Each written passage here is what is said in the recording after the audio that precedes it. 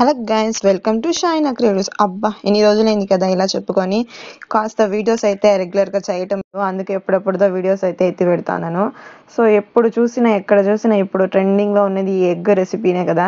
So మనం ఎందుకు చేయకూడదు, మనం అసలే ట్రెండ్ ఫాలో అవుతాం కదా. సో దానికి ఎగ్ని అయితే తెచ్చి బాయిల్ అయితే చేస్తాను. బాయిల్ చేసి చేద్దామని ఆయిల్ అయితే వేస్తాను. అది ఆయిలే గైస్, నీళ్ళు అనుకోకండి, ఆయిలే. అది అంత ప్యూర్గా ఉంది, మనం ఏం చేయలేం దాన్ని.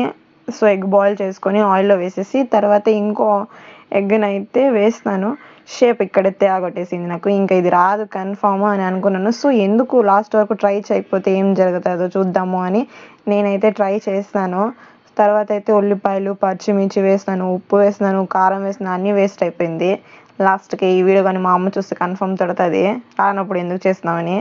సో మొత్తం అయితే వేసేసి తర్వాత అయితే కాసేపు అయితే పెట్టాను.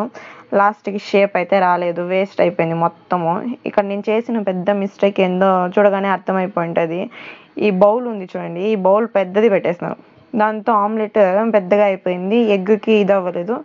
సో మొత్తమే వేస్ట్ అయిపోయింది. ఇంకేం చేయలేమని సపరేట్ చేసుకొని అన్నంలో వేసుకొని అయితే తినేసినాను. అదే గైస్, ఈరోజు ఇంతే. సబ్స్క్రైబ్ చేసుకోండి మన వీడియోని.